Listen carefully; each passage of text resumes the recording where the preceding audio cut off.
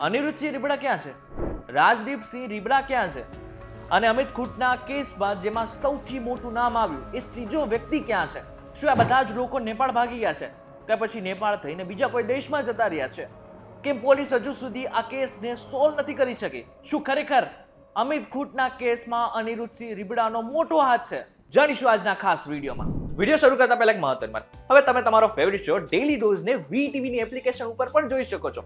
શું કરવાનું છે? સૌથી પહેલા તો એપ સ્ટોર અથવા તો પ્લે સ્ટોરમાંથી વીટીવી ની જે એપ્લિકેશન છે એને ઇન્સ્ટોલ કરવાની છે. આ બાદ એપ્લિકેશનને ઓપન કરીને બિયોન્ડના વિડીયોઝમાં જઈને ડેલી ડોઝના તમે બધા જ વિડીયોઝ એકસાથે જોઈ શકશો. હવે આપણે વિડીયોને આગળ વધારીએ. નમસ્કાર અને welcome back fox VTV digital ઉપર તમે જોઈ રહ્યા છો ડેલી ડોઝ અને હું છું આપનો દોસ્ત કરણ ચડોતરા. ગોંડલનો બહુચર્ચિત અમિત ખૂંટનો કેસમાં સૌથી મોટો ઘટસ્ફોટ થયો છે. અમિત ખૂંટના આત્મહત્યા બાદ 3 લોકો સામે ગુનો નોંધાયો. એક અનિરુદ્ધસિંહ રીબડા, બીજું રાજદીપસિંહ રીબડા અને ત્રીજો વ્યક્તિ રહીમ મકરાણી. અમિત ખૂંટનો જે કેસ છે એને લગભગ 1 મહિના કરતા પણ ઉપરનો સમય થઈ ગયો છે, છતાં પણ પોલીસ આ કેસને સોલ્વ નથી કરી શકી. અને પોલીસને પૂરી ખાતરી છે કે અનિરુદ્ધસિંહ રીબડા, રાજદીપસિંહ રીબડા અને રહીમ મકરાણી ત્રણેય નેપાળ ભાગી ગયા છે. અને મજાની વાત તો એ છે કે આ કેસને લઈને હવે તો લુકઆઉટ નોટિસ પણ જાહેર કરી નાખવામાં આવી છે.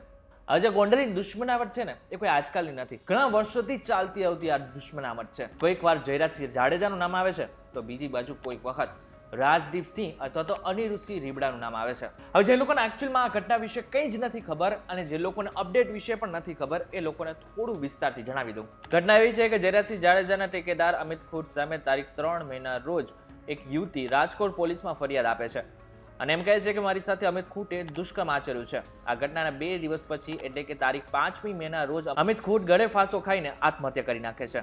અને આત્મહત્યા કરતા પહેલા એક ચિઠ્ઠી પણ લખે છે. એ ચિઠ્ઠીમાં લખતો જાય છે કે હું નિર્દોષ છું, મને ફસાવવામાં આવ્યો છે, ખાસ કરીને હની ટ્રેપમાં ફસાવવામાં આવ્યો છે અને આની પાછળ અનિરુદ્ધસિંહ રીબડા અને રાજદીપસિંહ રીબડાનો મોટો હાથ છે. અને આ નોટ જેવી સામે આવે છે કે તરત જ ગોંડલ પોલીસ તપાસનો ધમધમાટ શરૂ કરે છે. અને આ બાદ ખબર પડે છે કે અમિત ખૂંટની વાત સાચી છે.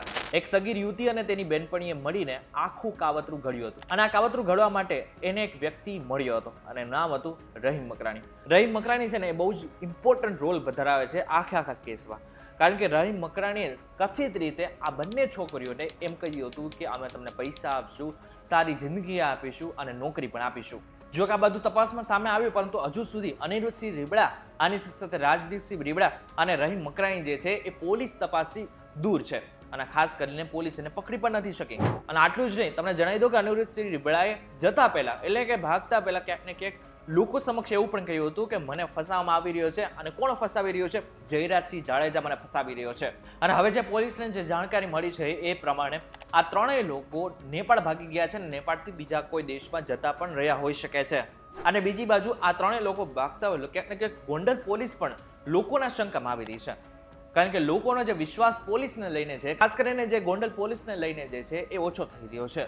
અને ગોંડલ પોલીસ ઉપર તો કેટલી બધી વખત લોકોએ આરોપો મૂકેલા છે કે તેઓ જયરાજસિંહ જાડેજાએ જેમ કે ને એમ કામ કરે છે. અને બીજી બાજુ અનિરુદ્ધસિંહ રીબડાને લઈને હવે જે બબાલ ચાલી રહી છે એને જ કારણે ક્યાંક ગોંડલ પોલીસ વધારે ને વધારે શંકાના દાયરામાં આવી રહી છે. મજાની વાત તો એ છે કે અનિરુદ્ધસિંહ રીબડા, રાજદીપસિંહ રીબડા ભલે અત્યારે ગમે ત્યાં જતા રહ્યા હોય, પરંતુ જેમનું જે સામ્રાજ્ય છે એકચ્યુઅલી રીબડામાં છે, એટલા માટે થઈને ફરીને તેઓને રીબડા તો આવવું જ પડશે. પરંતુ અત્યારે જે ઘટના બની છે એ હવે કંઈક નવું સ્વરૂપ ચોક્કસથી ધારણ કરે એવું લાગી રહ્યું છે. ત્યારે આ બાબતને લઈને તમારું શું કહેવું છે અમને જરા કોમેન્ટ કરીને ચોક્કસથી કહેજો. વિડીયો થકી જો તમને કોઈ ઇન્ફોર્મેશન મળી તો વિડીયો લાઈક અને શેર જરૂરથી કરજો. તો આવા જ ઇન્ફોર્મેટિવ વિડીયોઝ માટે વીટીવી ડિજિટલ સાથે જોડાયેલા રહેજો.